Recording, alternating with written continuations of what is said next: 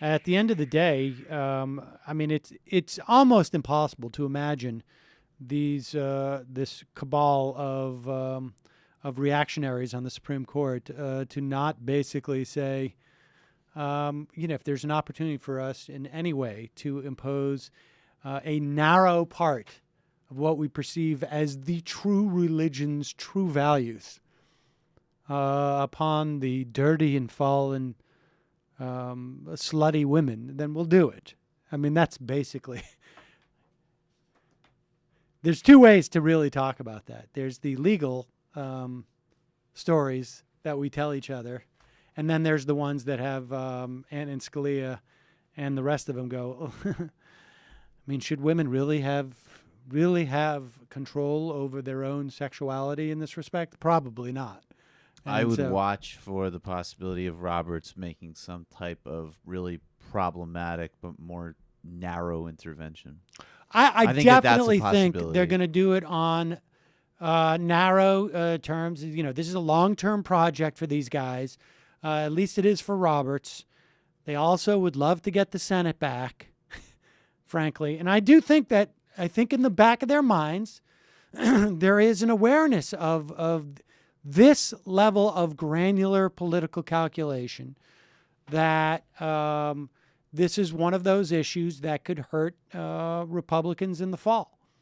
I really do think that that's the case. And so, yes, I would imagine a fairly narrowly tailored. I remember, this is the Supreme Court that basically said in Bush v. Gore, this is a total one-off, just for this election. And in this instance, I bet it will center around the nature, the very specific nature of the way that these corporations are structured, and the very specific nature of this one aspect of the regulation on health insurance. Remember, there is no mandate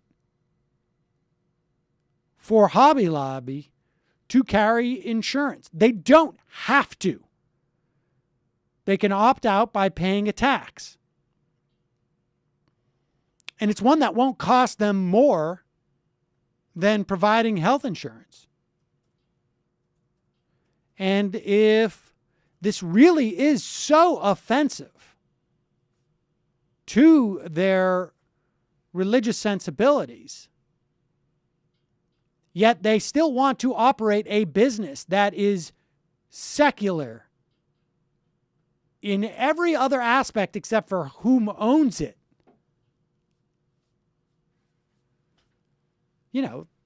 If you're going to mix with the profane, you may have to pay a little price.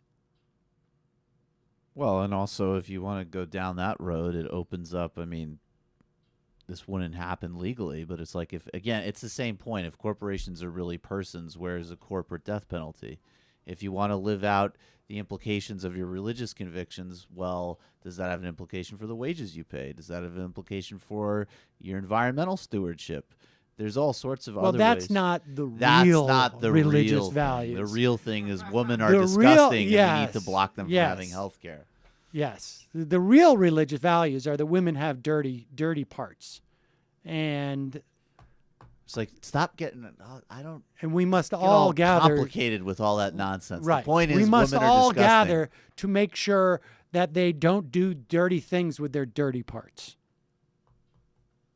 That is I love the notion of the argument that Paul Clement made. Like, if this was going to run, if this was a slippery slope, you'd see a bunch of people already here. But I promise right now that no one on the right is going to fund any more. Imagine if he slipped for a second. He was like, well, actually, obviously we're working on it. But we just, one thing at a time. Don't rush me. The slope is there. It's just not that slippery. There's organizing to be done. We have to do fundraisers. It's more like a structured slope. But we'll get there on this whole allowing gay married people to come into your businesses. We're going to work on that part. because that's a total offense. Well, and I mean, and I remember looking at the Scalia case she mentioned about peyote, and it just is. I mean, frankly, from my view, the peyote there's a much stronger defense for that because that doesn't implicate other people's well-being. But it's just astounding that it is literally the same. And I mean, his level of shamelessness and transparency about the law just being a pure vehicle for politics is, I mean, it's not surprising, but it is just kind of astounding how upfront he is about it. Oh, yes. You know, Roberts evades and strategizes. Scalia's just like, yeah, I'll contradict myself. Whatever. What are you going to do? Remove me from the Supreme Court? Yeah, exactly. Psych. Psh. It's incredible. Wait do you see how I'm going to be feted by Rush Limbaugh. And they still get, these are the traditionalists. I mean, when you talk about that old complaint about mainstream media frames, the Supreme Court is a place that has not updated the language ever. In many respects, I blame the sort of legal establishment for not calling BS on this stuff. The same frustrations I had after Bush v. Gore, where there is a reluctance by those who are part of that priesthood, if you will, to say, hey, you know what?